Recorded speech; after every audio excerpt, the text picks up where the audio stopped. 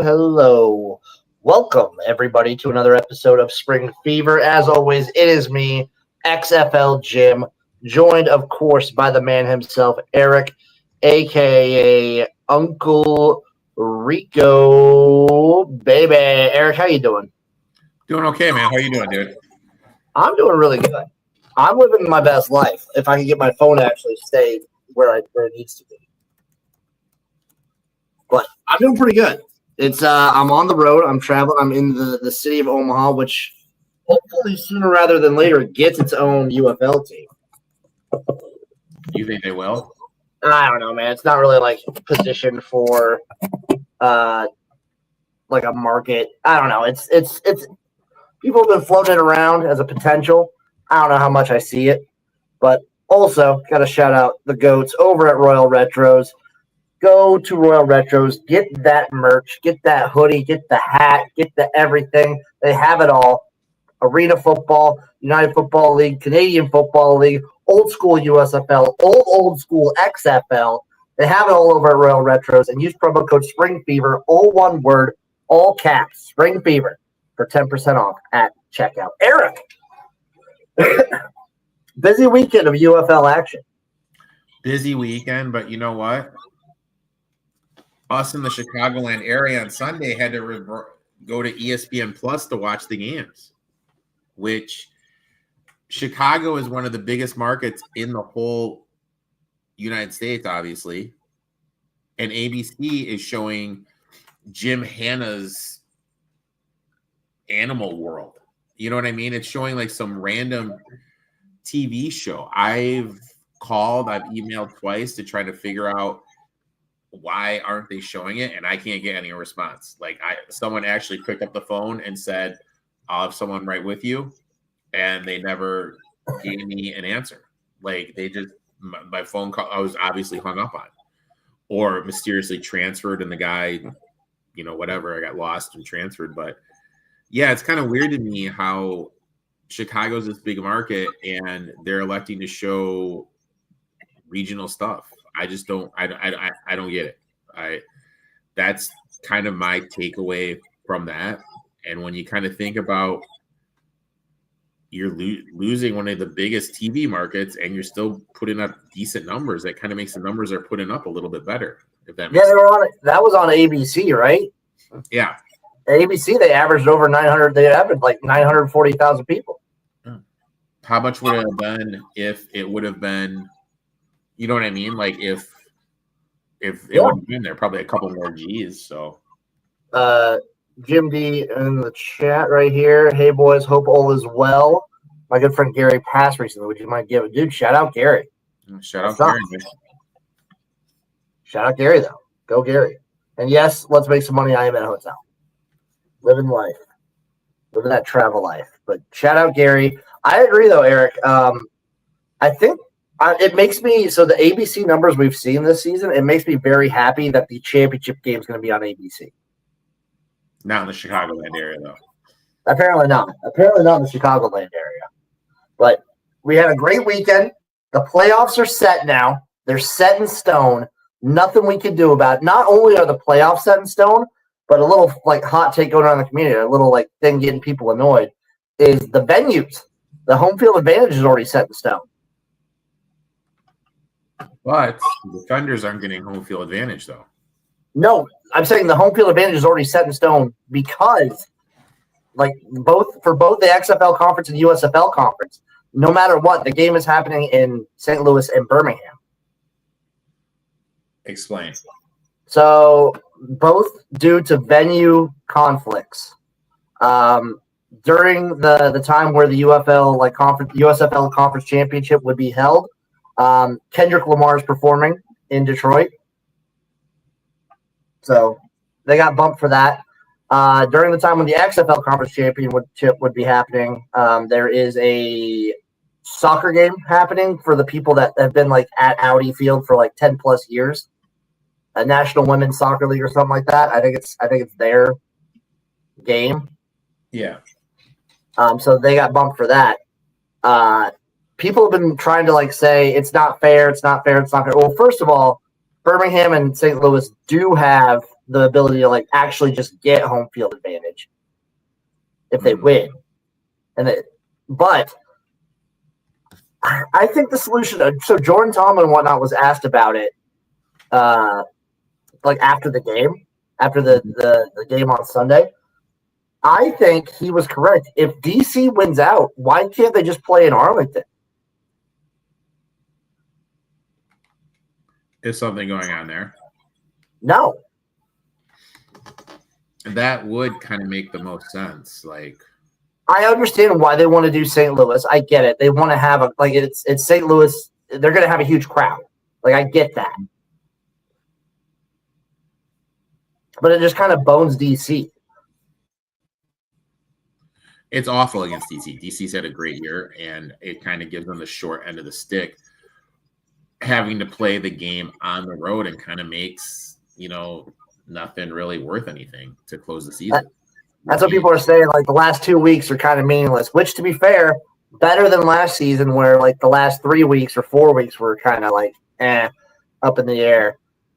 Sucks for Michigan, too, because Michigan's had a great season. Now they don't get home field advantage. But there's nothing that really could have been done to prevent this. That's the thing that sucks.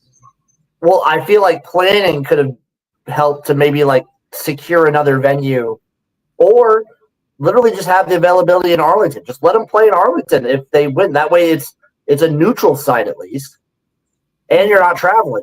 You don't have the travel expenses then. Yeah, that's true. The travel expenses are big. I mean, hotel, catering, flights, rotation to and from the venue. So yeah, it's just it's just an F up. I bet just no one even thought of that, to be utterly honest with you. I think no one in the room was kind of oh, hey, let's do this. I believe that too. But the playoffs are all set. I also wanted to take a look back last week. Shout out Pizza Hut. They were kind of promoting all over the place. I don't know who all got pizza parties, but it looked like some people in the crowds were getting them. Uncle Rico didn't get one. I didn't get an email that even said thanks for entering. Oh, you got boned. When if I got one and I won it, and it's been in my spam mail the whole time. Oh, maybe that'd be funny. I could see that happening. Right now. I also wanted to say I think this is the first time that no Texas teams made the playoffs. Oh, really? Well, I guess the USFL had non-Texas teams all for both of its seasons. Because it had season 1, it was New Jersey, Philadelphia, and then Birmingham, and was it New Orleans or was it Tampa year? It was New Orleans. Then year 2, it was Pittsburgh and Michigan, Birmingham, and I'll say it was New Orleans again, or maybe it was Houston.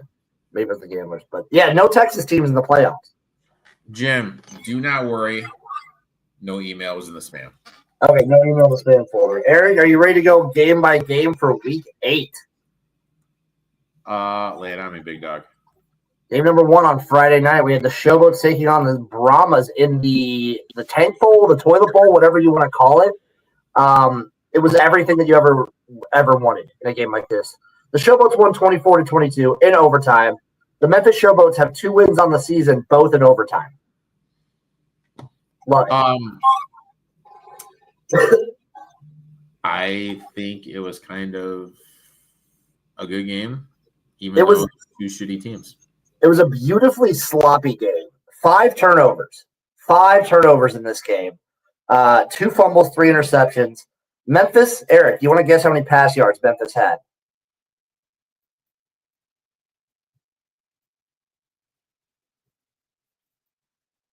You're muted. I could. Yeah, there you go. 142. 142. Subtract 106 from that one. 38. Memphis had 108. Memphis had 36 passing yards. Jesus Christ, dude. In this game. So, I mean, not to mention for San Antonio, Eric, there was 15 penalties. Kevin Hogan went 90 yards for 3 interceptions. And how many did what's his face have? Which one? The 88 for the Battlehawks. Well, that's a different game. Oh, sorry, dude. I'm looking at it. Sorry, my bad. I thought you said focus on the here and now, Uncle Rico. I thought you said Max Duggan. It was Max Duggan later. Yeah, I think Max Duggan had 3 as well. All right, so I'm sorry, Jim. But my bad. It was everything that I ever wanted out of this slop game. It was super entertaining. Probably the best. I've said this every week now for 3 weeks in a row. But best Friday night game of the season. Super happy that it happened. Then game number 2, we had the Stallions versus the Battlehawks and the Panthers and the Roughnecks happening at the same time, both on Fox. That should be, I think that's the only simulcast going on for the entire season. So that's out of the books. But the Stallions 28, Battlehawks 29, game of the season. It was so amazing, back and forth, crazy fun. It was awesome. Both teams excelled at certain things and would get in their own way. Being able to see Skip Holtz and Jamar Smith argue back and forth and have Skip Holtz being able to hear them, their conversations, and Skip Holtz scolding them and arguing with them was really nice. That was kind of nice. I kind of like that a lot. I know you do. You love coaches going in on players. I fucking love it. I don't think the Battlehawks can win with Max Duggan. They do get Siobhan Cordero back off of IR. And with the current Stallions get up, they just don't have it. They do get Magoo back. Jamar Smith, again, was sloppy-ish this game, but did have – the thing with Jamar Smith, sloppy, yes, but damn, he can throw a good ball every once in a while. Mm-hmm. But they do get Magoo back. So they have a decision to make if you're the Stallions. Do you go with Jamar? Do you go with Case Cookus if he gets healthy again, or do you go with Alex Magoo? I would go with Magoo. I'd probably go with Magoo as well. The Battlehawks, you're kind of right. Their defense is stellar, and their run game is awesome. But I don't see them being able to win a championship game if Max Duggan can't throw a football. Yeah. With his long ass extended motion. Justin Paul Sports says not Cookus. I'm a big Case Cookus guy. He's banged up. I don't care. Yeah, I like Max Duggan. I like what he brings to the run game. I like his energy, I like his ability as a leader. But to be a quarterback, he kind of had to throw the ball. Yeah, look, he can do stuff. He's kind of like a guy like Tebow when he gets to this level. Mm-hmm. Your motion is just so extended, you're not going to be successful. And that's basically him right now. He can do some plays where you think it's something, but his motion is just way too long. I wonder if we see any Cordero. I wonder if we see any of him. That I don't know. Well, this is if he's good to play, these are the weeks to get him in. Yeah, definitely to get him going. Yeah, get him going and then see what you have for the playoffs. Uh-huh. I'm excited. The Stallions, I'm kind of with you. The Stallions, their offensive line, their interior, their trenches isn't what it's been during their championship years. Their defense is still pretty darn good, but the trenches, both sides, not what it used to be, and offense just in general. Deion Kane, though, Deion Kane's him. Yeah. Deion Kane is that dude. He's so good. He's him. He's so good, Eric. He's so good. Yeah. Jacob Sailors, too, for the Battlehawks. Good. So good. I can't wait to see some of these studs in preseason. Game number 3, was the Panthers versus the Roughnecks happening at the same time. Panthers won it 30-18. It was a game until it wasn't. I mean, the Renegades, their season has kind of fell off the wheels, man. I'm talking about the Roughnecks. The Roughnecks. I thought you said the Renegades, man. I'm saying Panthers Roughnecks. Panthers Roughnecks. Oh, I'm sorry. I thought you said Renegades. My bad. Panthers Roughnecks. It was a game until it wasn't. Yeah, my bad. And it was a Danny Etling game. The controversy for this one was that Bryce Perkins was named not the starter like 5 minutes before the game started. Which is BS. And I mean, like, if you want to be taken seriously as a league, you got to, like, be up to date with the injury news. You can't just throw it out there. And it's BS to gamblers because that affects the lines. That affects everything, so... It's BS to like fancy, it's BS to anybody. It's BS to the fans. DFS line. Let's say you do DFS. You're locked in now to this guy once the game starts. Like, and you can't really switch him out. It's just, I don't know, man. And I will say this, it was Danny Etling the whole time. He actually looked pretty good. And this just kind of goes to the whole thing against Mike Nolan again of switching these guys out mid-game. We've been saying it. I've been saying it for like a year and a half now. Just let the guys have a full game to themselves. If you're going to try and do two quarterbacks, give Danny Etling a full game and then give Bryce Perkins a full game. Yeah, just stick with one guy for a game. That's it. Because you see it this time with Danny Etling in. He practiced with the team, I assume. They looked good. The offense looked really good.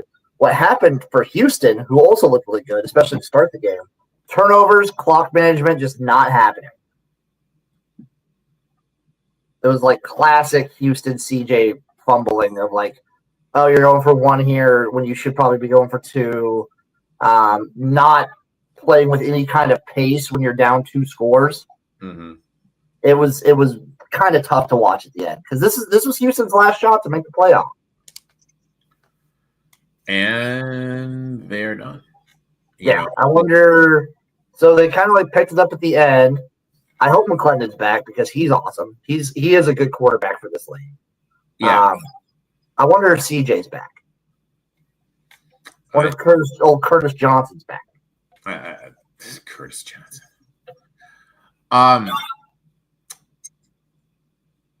Houston to me is just a team that can't seem to figure it out, and it should be better than it is.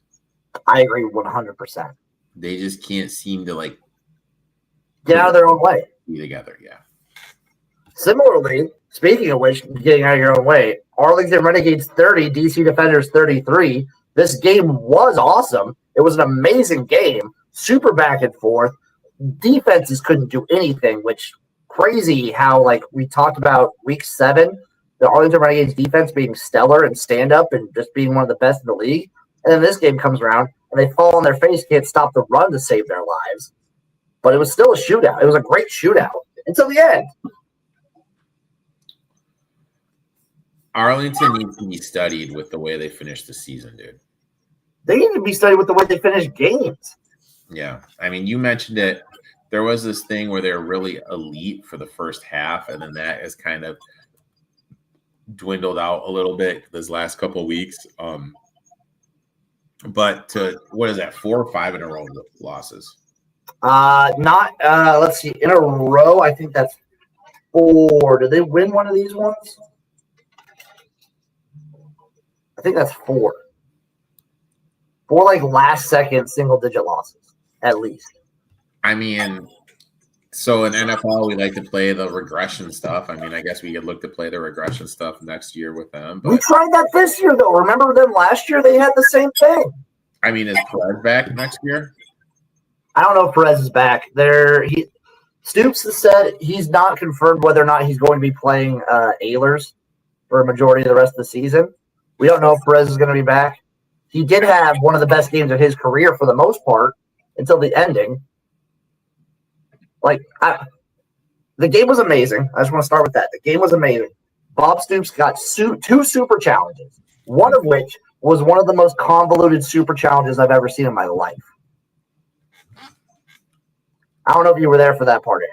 No, I was not there for that part. So it was I think Bob Stoops, like a whole touchdown turnover thing happened with DC scoring, and then Bob Stoops threw a super challenge to allege like a false start or something, so that the play didn't happen.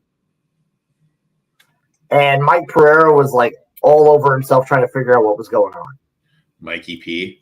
It was great. Made him earn his money. But two things for the end of this game. That's what everyone's going to be talking about. One, it getting pushed off for an NBA pre-show. They got pushed off ABC for, what is it, Inside the NBA or whatever it's called? NBA Countdown. NBA Countdown. They got pushed off for NBA Countdown. 15 minutes. You know what I mean? Like, 15 minutes. There was a 15 minutes of the countdown. Like, do we really need to listen to Kendrick Perkins talk about shit? No, we don't. And I will say this. The games, I'm going to do like a whole deep dive at the end of the season, but it does feel like the UFL games have been getting longer. Yeah, that does feel a little bit. That feels like right. I feel like they're a little bit longer from last year, and I feel like they're very much longer from the XFL 2 years ago. XFL flew, man. XFL flew by. Which was great, dude. I freaking loved it, man. That was I don't know if you know who Sam Schwartzstein is. He was a offensive lineman at Stanford, but he developed the rule set for the XFL in 2020. Mm-hmm. And it put like a big factor in it was for those games to go fast. Yeah. And like make it super easy to watch. And I feel like as the seasons have gone on, especially since the merger, they've kind of gone away from that a little bit. Mm-hmm. And maybe I mean, I don't know. I don't have the numbers, but I'm gonna do a dive in the off season, kind of figure out, are the games actually getting longer? And if they are, why is that? If they're not, why does it feel like they are? I'll ask Gronk.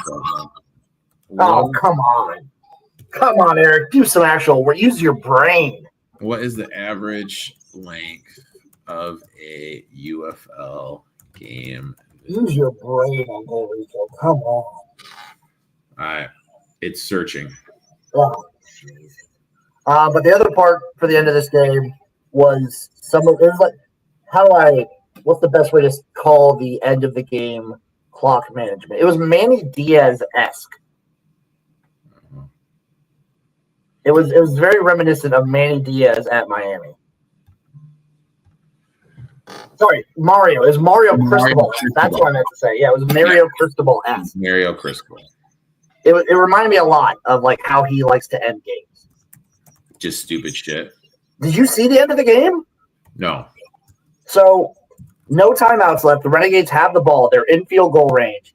Yeah, and they ran the play. They ran a play. And I don't know if that's like Perez calling his own number or the offensive coordinator calling something down. I would say Chuck Long.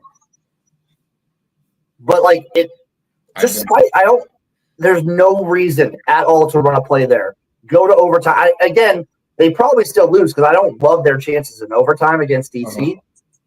But like to lose like that is crazy. Mm-hmm. Absolutely crazy. Not to mention taking a penalty on that drive again. But it's just that thing. They've just been that team this year. They are the choke artists. They are. And like I hate people calling them that, but it's true. It's a combination of like them choking plus like the worst luck I've ever seen. Yeah. God, this is a team I really want to get behind. And there's some people saying Bob Stoops should get let go. That seems a little preemptive to me. You broke up. I didn't hear what you said. I said there are people out there saying Bob Stoops should be let go. No. God, no. I was going to say that's a little preemptive because he's a big factor, obviously, on the defensive side. Mm-hmm. I wouldn't be upset to see like Chuck Long go. I think Chuck Long should have been gone. I think my microphone is all like messy, and I apologize for that. You're good, Aaron. Chuck Long should have been gone. Yeah, should have been gone a while ago, like a way while ago. Man, I just don't understand. And the playoffs are set. Week 8, one of the best weeks we've had so far. Now we're on to week 9. Any other thoughts about week 8, Eric? Disappointed that the playoffs are set. I'm disappointed. I'm not necessarily disappointed that the playoffs themselves are set. I mean, yes, it would have been nice to see Houston and Arlington win and keep that train going. That would have been awesome.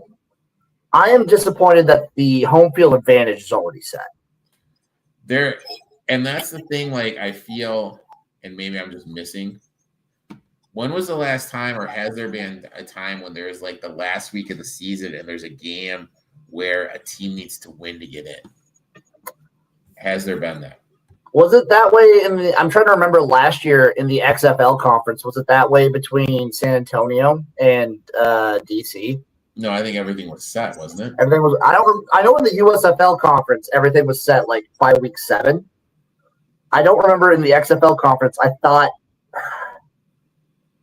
there was something between San Antonio. Maybe not. I don't remember. What about How about 2023? 2023 in the XFL, Arlington barely squeaked in, and they ended up winning it. Yeah, it was between them and St. Louis.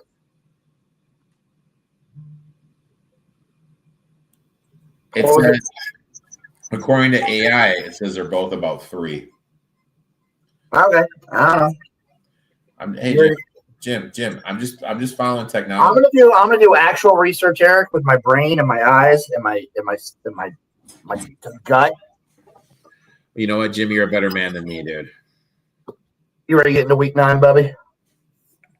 I'll be honest, I am, but I really have no idea what to do in week 9. It's a tough week because you have to factor in what St. Louis, DC, Birmingham, and Michigan going to do.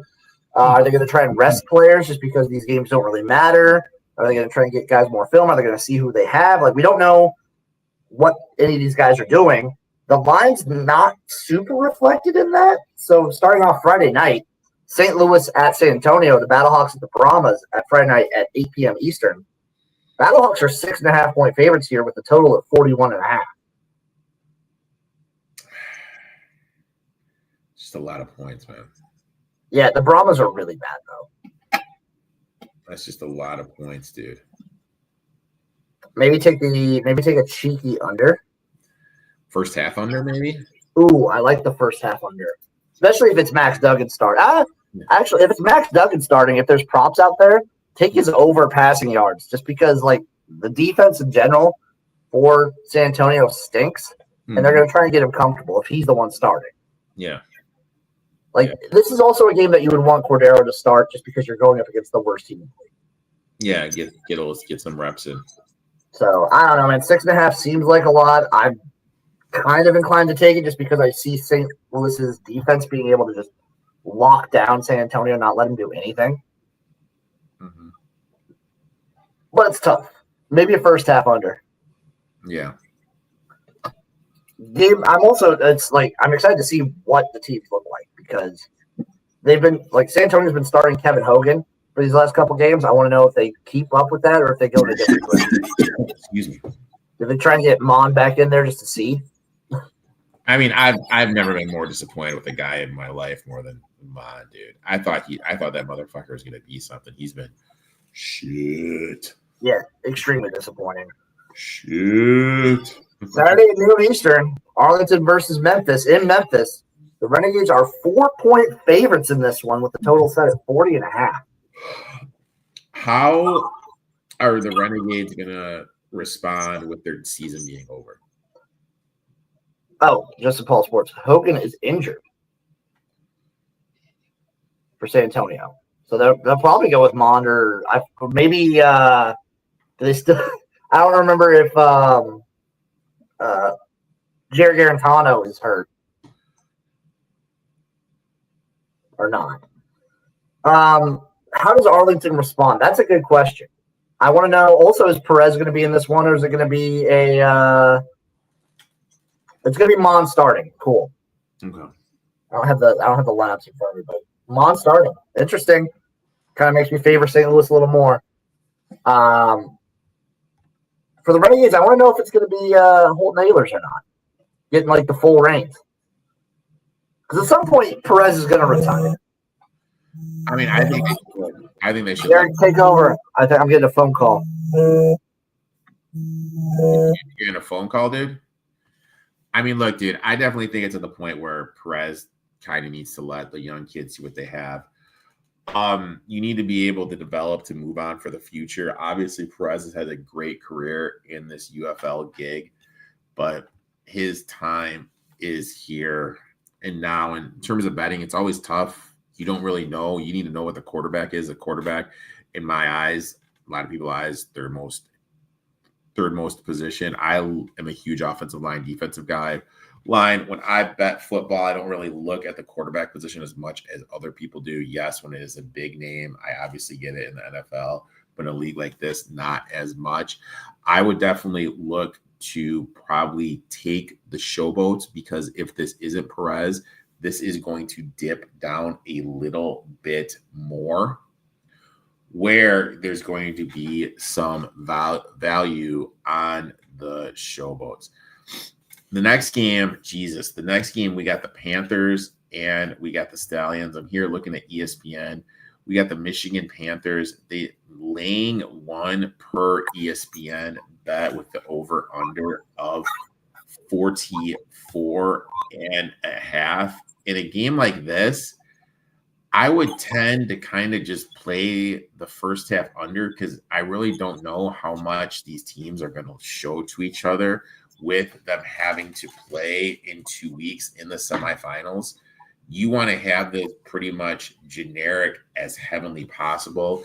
I think it's going to be a heavy running game. I would look props-wise to play both quarterbacks passing unders, and I would probably look to play the first half under. But again, it's one of those things like, you don't know what's going to go on with the Panthers quarterback position. You don't know what's going on with the Stallions quarterback position. And if these guys do play, especially on especially on Birmingham side, their reps, their timing, all that shit is just going to be completely out the window. So for me, I think this is going to be a generic game with a lot of handoffs, just because they don't want anyone to get hurt. I'd probably play the first half under for the Panthers and Birmingham Stallions.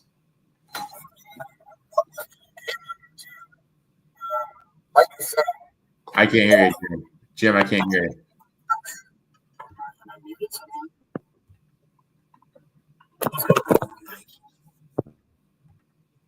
Can you hear me? I can hear you now. Okay, we're good. We're good. So Justin Paul Sports doing us a favor. Look at the injury report. The only QB listed is Bryce Perkins.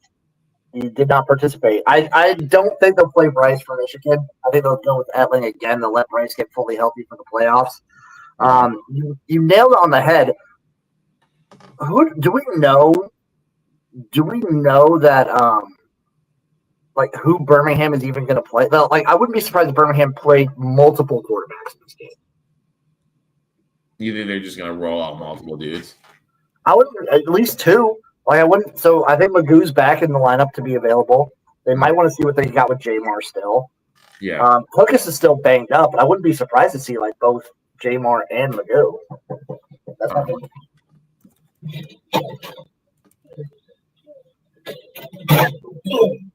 how quick that was. I'm quick with the trigger. But I wouldn't be surprised. I think it's going to be like a defensive matchup. Both defenses pretty good. And like you said, a whole lot of stuff close to the vest. Uh-huh.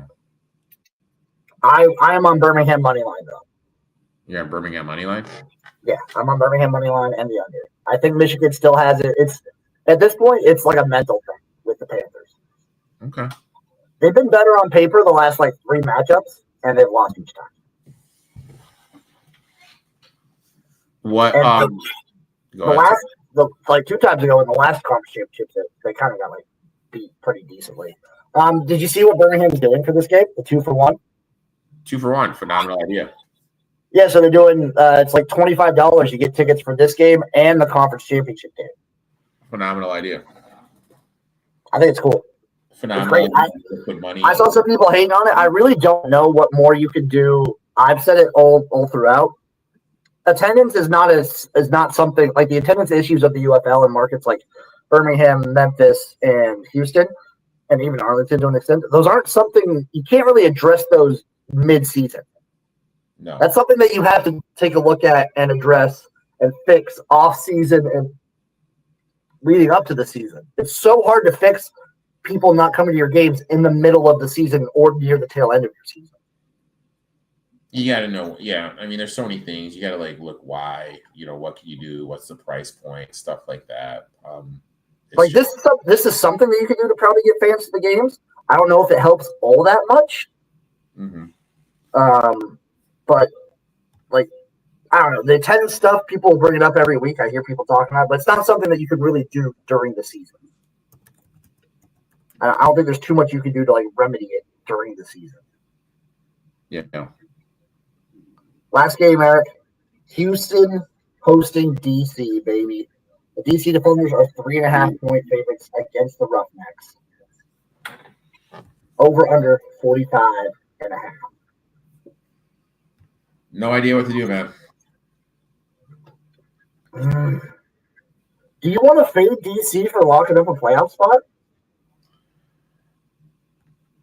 I mean, you kind of do, but what does it? Do you trust the other side of the ball, though?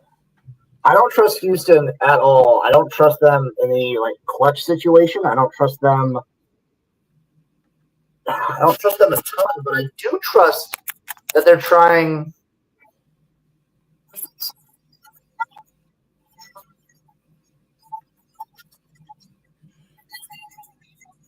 Jim, I can't hear you at all, man.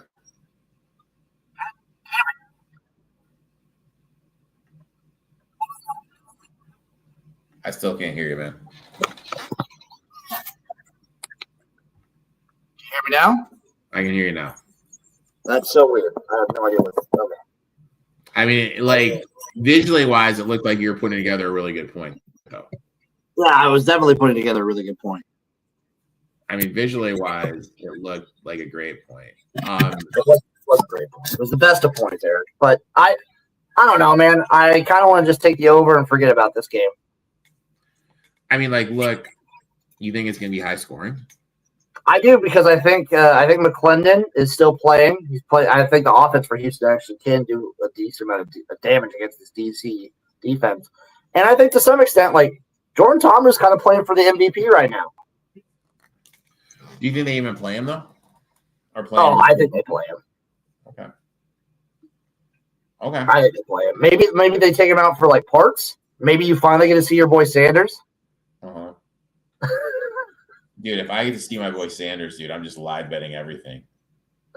But Justin Paul Sports right. The season's too short to rest players. It's a 12-week season if you get to the championship. Hypothetically, Tamu goes out there, gets hurt. You know, I mean, that's the reason why you rest players. I mean, that's fair. That's fair, but also like they're cooking on offense. Maybe just keep that momentum going. Yeah, you can look at it like that. I mean, I guess it's just kind of which way you look at it.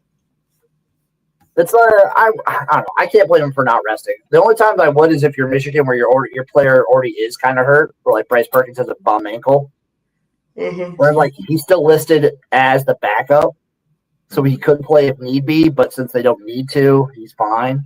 Yeah. What's your game of the week, Eric? Jesus. Game of the week. Which game? I mean, it's tough. It's tough. I'm gonna go Showboats and Renegades just because there's so many question marks. See, that was gonna be my pick too. That one was gonna be my pick. Michigan versus Birmingham also could be very fun. But I'm gonna go Renegades and Showboats. I think that game's gonna be a snoozer. I think with the Renegades Showboats, look, with how these teams are and what they're not playing for, they could balloon up here. This could be one of those high scoring type games. That's fair. You want to put a lineup together, buddy? Yeah, let's do it. Let me pull up the DraftKings. You gotta be the one that has the screen and does all the stuff because I'm on my phone here. Oh shit! I got to be the point guard, dude. You gotta be the whole deal, Eric. You gotta be the main man. Jesus. Jim, I just for reference point, it's so cold here in Chicago. I have my fucking heat on. How cold? No way. Dude, I came back today. My place was fucking 61 in here. Ugh. All right, here we go. Present like 78 here.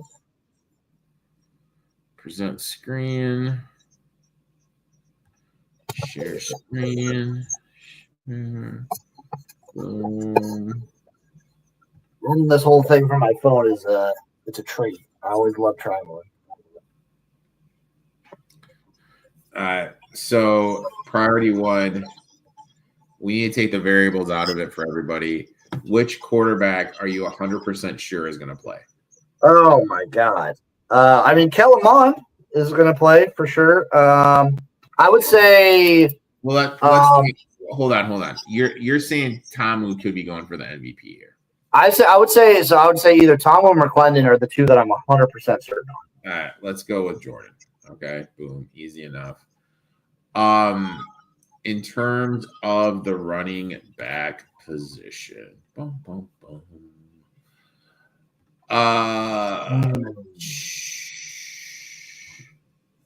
Brahmas play on Friday night.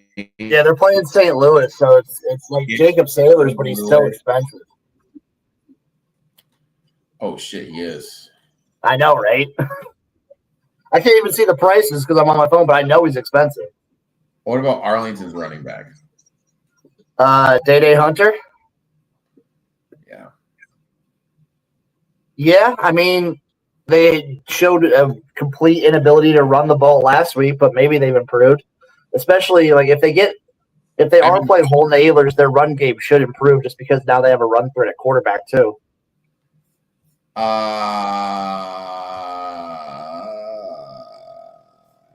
Passing. Taking receiver now.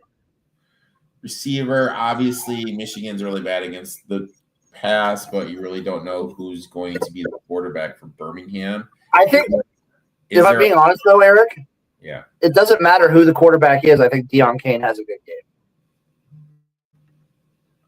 So we'll go Deion Kane then.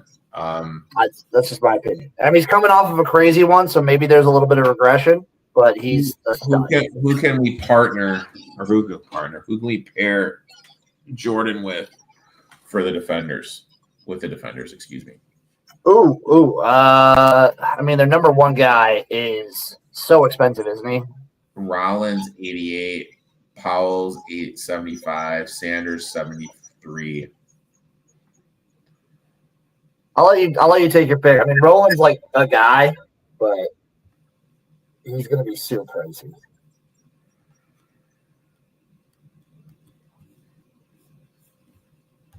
I don't hate Powell. Yeah, I mean, he's getting targets, dude. Yeah, I don't hate Powell at all. He's getting targets. Defense. Let's go to the defense. What we got? Kind of want to do the Stallions just because we don't know what Michigan's going to do. I don't hate taking the Stallions. I also wouldn't hate taking. Yeah, I like the Stallions. All right, let's take the Stallions here. That leaves us with 56 hundo on the average for the flex. We'll need a real cheaper guy. Yeah, we're going to have to go cheapy. So with that being said, I think we need to look at Houston. Boom. Houston, cheapies. Butler. Grayson. Butler, Grayson. Grayson, last game, 6 targets. Hey? 6 targets, okay. That leaves us with 77 hundo. Is there a game we don't have a part of right now? We have a part of DC, a part of Arlington, a part of the Birmingham, part of DC, Houston, part of DC. What do we have for Arlington? Arlington, we have Hunter. Oh yeah, we got Day. That's right.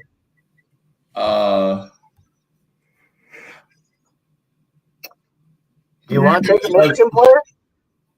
No, we can take a Michigan player if you want to. Yeah. I'd say either what game do you think is gonna be the highest scoring? The highest total is that one or DC Houston. I think Arlington Memphis is gonna be the highest scoring. We could take another Renegade, or we could take we could take a Memphis player, but they play like their quarterback plays so ass without. Dresser, and I don't know if it's going to be Dresser win or not. How about Davis? No, not Davis. Why is Davis so expensive? Oh, I mean, he was like a stud there last year, but he's like just got back the last couple weeks.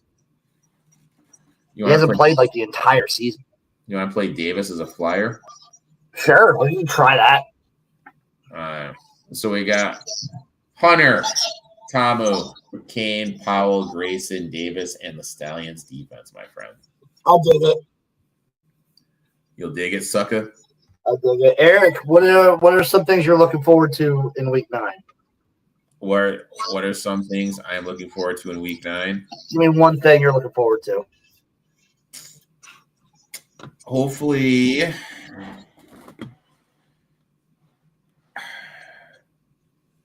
Houston and DC being a good game. I'm hoping that the parity just continues. This has been like the strongest season of parity in one of these leagues that I've seen in a while.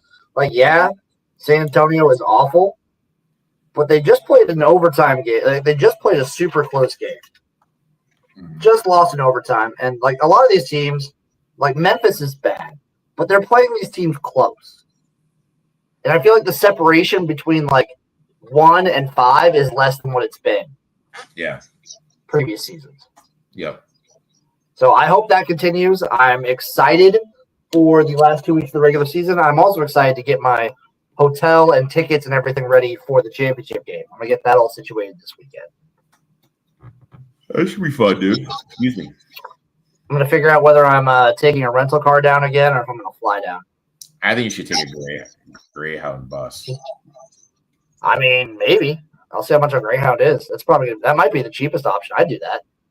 And you could just vlog it. Well, they've got like a metro that goes through like the whole heart of the city. It goes right by the stadium. So I don't know. I'll figure that out too this weekend. It's all going to get figured out. Follow that man at eTalk21 Sports. Follow me at XFL Jim. Make sure you go to Royal Retros if you want some merch. Use promo code SpringFever, all one word, all caps, for 10% off. Thank you all for watching Spring Fever. We appreciate you. We love you. And we will see you next time for another episode of the Spring Fever. Kisses.